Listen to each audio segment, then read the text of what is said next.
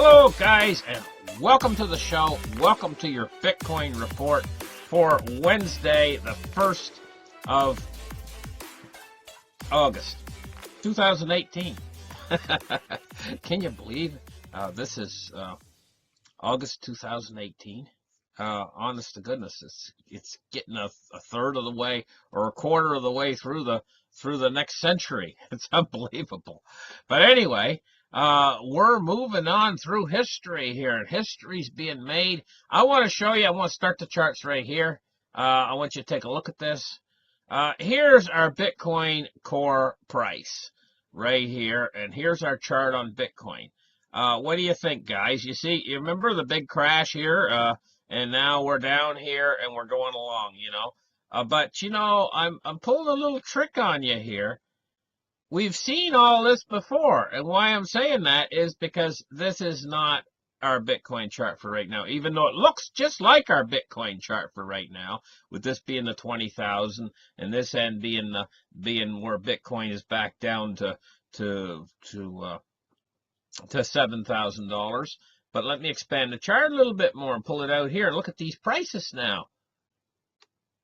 This was the last run-up. And see how much this last run-up looks like what we're going through right now. Almost identical. Now, this wasn't the first time either. It had done this previously in Bitcoin's history. It had done this over and over again. It's done the same run-up and the same thing. It's done climbed the same mountain. And it's come back down into these same valleys later, where the prices come back down to earth. So this one here, we were looking at it going up to over $1,100, and then, but this one here fooled me, because when the price got down here, way down here like $200, I really thought Bitcoin was dying. And I'm sure a lot of people out there right now are thinking the same thing. They're thinking Bitcoin's dying, even though the prices are different. It come down from 20,000. It's come down to slow as 5,700 bucks. Okay, but now let's take a look at the time frame for this. This chart was taken back around 2013, 2014. Most of 2014 was taken up in this. And now let's take a look at the percentages. If we calculate the high percentage of $1,102 to the low percentage right here of $192, we're looking at roughly 2, 4, 6, 8, 10, about 1/6 the price. So that's 1/6 of the price. So now if we take a look and we move this chart out to where we are now, let's take a look now. Let's go up to today. Okay. Boy, does it ever look similar, doesn't it? Oh my God, does it ever look similar? Right?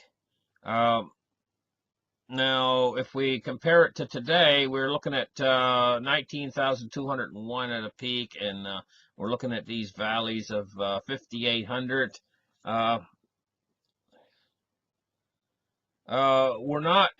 It shows that we could have, if it's equal to the last time it did this, we could have a little bit further down to go before we reach a bottom, if the percentages equal out. So the percentages down from where we are now, it looks to me like she could go down as low as 4,000 to match the percentage wise. But now the move upwards, what about those percentages? We have to count those percentages as well, And this move upwards from roughly 200 bucks all the way up to 20,000. If we make those kinds of moves again from our low here, say our low goes down to $4,000, that percentage move upwards, it's going to be absolutely astronomical. Well, that being said, this is a similar buying experience that we're in right now to what we were if we went back. Let's take a look. Let's just pretend with me for a minute. Let's go back again to this previous mountain that it made. okay, which looks almost identical to the mountain we have now.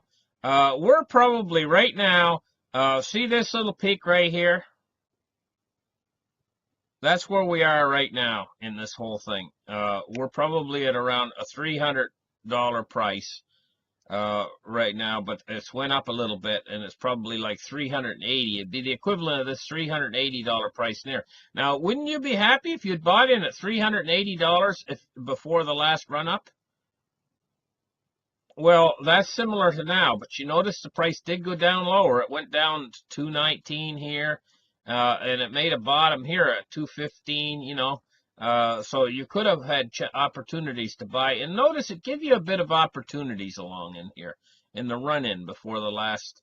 In fact, that run-in was rather long. Look, long in here when it made the bottoming process. This is the same bottoming process it's making now. You see, before the big turn up in price, right? And notice when the big turn up in price starts, it starts gradually. It doesn't all of a sudden go boom, but then at the end of it, at the end of the big turn up in price, it really shoots up to the moon, you see?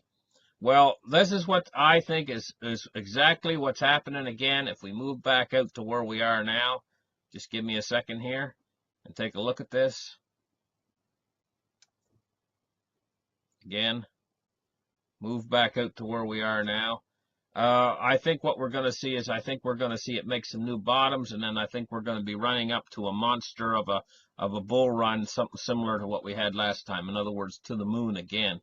I think that's what's coming up in our future for cryptocurrency. Anyway, let's move on and let's talk about a different coin. Let's move on to CoinMarketCap.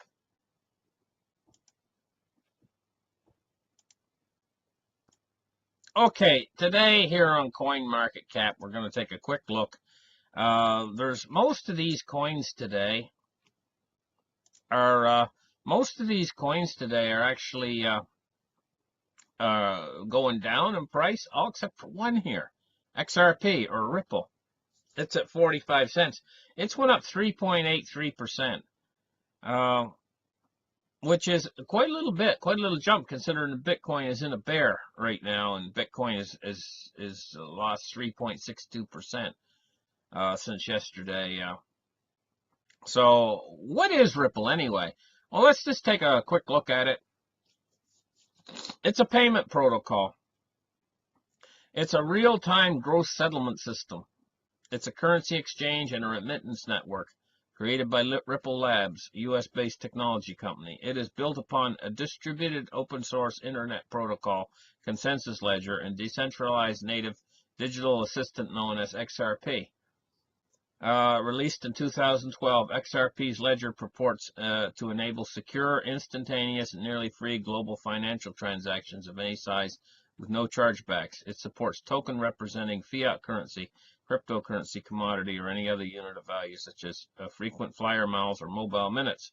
As core, Ripple is based around a shared and public database or ledger, which uses consensus process that allows for payments, exchanges, remittances in a distributed process. The network can operate without the Ripple company. Among its validators are companies, internet service providers, and the Massachusetts Institute of Technology. Boy, oh boy, I'll tell you, this just strikes me as Ripple is the movement system for this new cryptocurrency system, and it has been all along. Now, here's the thing: Ripple was not really accepted that well. I'm going to say initially, and still, I mean, I don't like it. I don't like it because I don't see it as being decentralized. But here's the thing. Whether I like it or not doesn't really matter. This is powerful. Ripple's very powerful. It's a powerful way of moving money. And the thing is I probably should get off my high horse and get out there and buy a few Ripple. Seriously. Because eventually these things probably going to go a lot more than 45 cents each. They're probably going to be more like 45 bucks each. So anyway, I figured I'd do a little talk about what Ripple is, I remember when Ripple first came out and I first found out about what it is. I bought some Ripple coins way back then, way back in the day. And I've lost them someplace. I don't know what the heck I did with them. I think I bought 2,000 of them. And I've lost them someplace, which is not a very smart thing to do. I've lost them in some hard drive or something, someplace or another, and I don't even know what the password is anymore on them. And the site where you used to go to put your coins, store your coins, I think I still got the passwords and stuff, but the place you go to store your coins and stuff, they don't even have that place anymore. I don't know. It's just crazyville. It's really turned me off on Ripple anyway. But I probably should go out and buy some new ones and store them in the proper place where you're supposed to store them and stuff and everything. Anyway, listen, thank you guys for listening. Like and subscribe, and we're going to catch you in the next show. Bye-bye.